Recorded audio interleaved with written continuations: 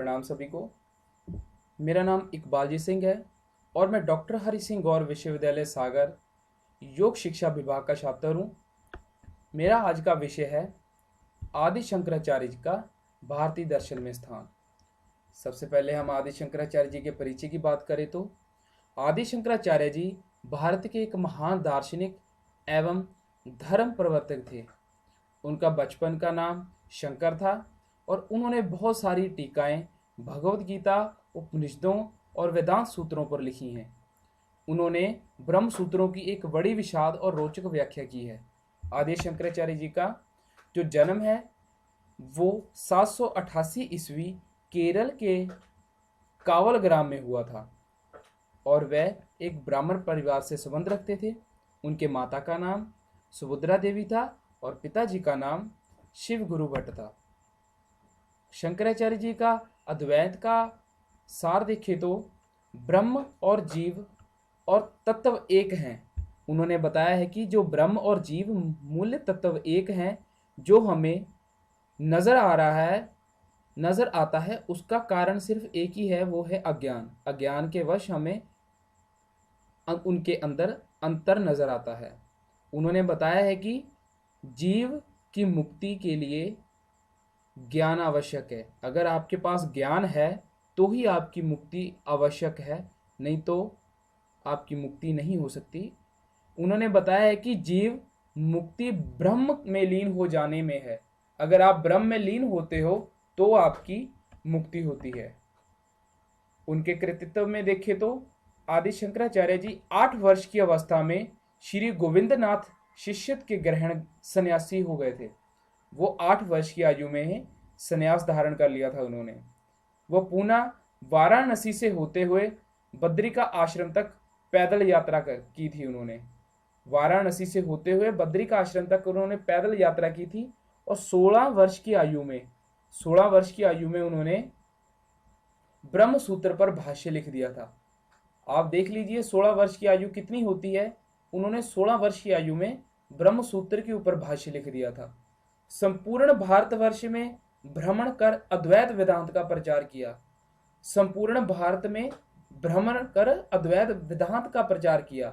आपको ये जानना होगा कि हमारे जो योगी हैं, जो ऋषि मुनि हैं, वो पैदल यात्रा क्यों करते थे? क्योंकि आदि शंकराचार्य जी ने पैदल यात्रा करते हुए जो हमारे प्राचीन मंदिर थे उनका पुनर्स्थापन किया, उनको वैसे उपस्थित किया जैसे वो पहले रूप में थे।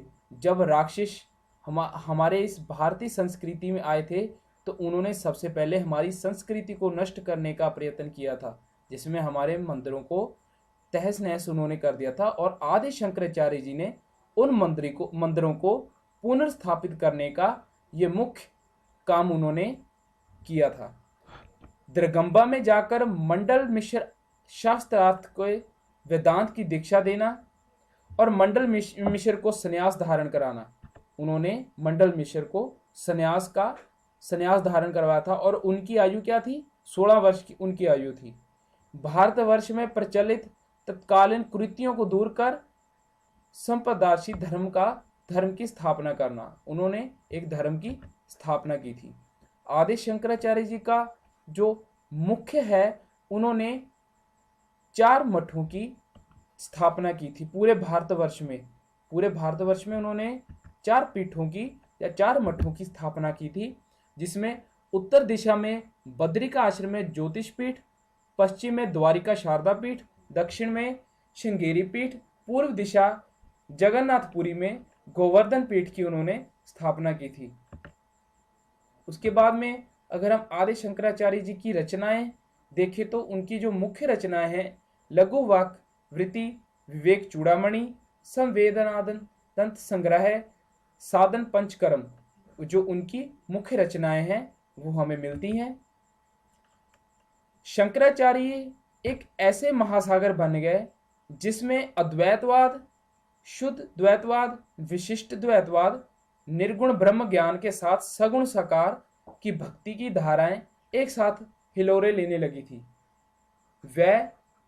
वही द्वैत की भूमि पर सगुण साकार है। उन्होंने बताया है कि उनके अनुसार द्वैत भूमि जो परमात्मा निर्गुण निराकार है, निर्गुण निराकार ब्रह्म है, वही द्वैत की भूमि पर सगुण साकार है और सगुण उपासना को अर्पित वही सीढ़ी माना गया है।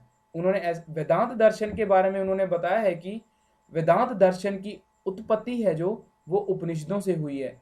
उपनिषदों का जो अंत है उसी को वेदांत दर्शन माना गया है। शंकराचार्य जी ने जो उपनिषदों की व्याख्या विस्तृत रूप से की है, उन्होंने उपनिषदों के विशुद्ध अद्वैत की शिक्षा दी है। ब्रह्म एकमात्र सत्य है, वो कहते थे कि ब्रह्म ही एकमात्र सत्य है। शंकर जी के अनुसार जो माया ईश्वर की शक्ति है, जो संबंध आग तथा उसके जलने की शक्ति में है, वही संबंध ईश्वर तथा माया में है। मतलब जो हमारा शरीर है, जब हम देखते हैं भी जलता है, शंकराचार्य जी ने ऐसा कहा है कि जो संबंध आग तथा जलने की शक्ति में है, वही संबंध ईश्वर तथा माया में है। ब्रह्म विचार में शंकराचार्य जी कहते हैं कि शंकराचार्य जी के अनुसार ब्रह्म का विचार दो दृष्टियों में किया जा सकता है, व्यवहारिक दृष्टि और जगत को सत्य मान जाता है, और ब्रह्म में इसका मूल्यांकन सृष्टिकर्ता पालक सहारक संबंध और शक्तिमान कह सकते हैं। इसी रूप में उन्होंने ईश्वर की उपासना की भी बात की है। मोक्ष विचार की बात करें तो शंकराचार्य और अनुयायी ये बतलाते हैं कि चेष्टा करते ही आत्मा का शुद्ध स्वरूप स्थान कैसे संभव है। उन्होंने बताया है कि जब तक इन पूर्ण संचित कर्मों का पूर्ण श्रेय नहीं होता, तब तक जीव को इस दुख में संसार मोक्ष पाने की आशा नहीं। वेदांत का अध्ययन मनुष्य को इस अनादि अविद्या के बदमूल संस्कारों पर विजय प्राप्त करने और महामत पहुंचाता है। उन्होंने मोक्ष विचार पर अपने इस तरीके से विचार रखे।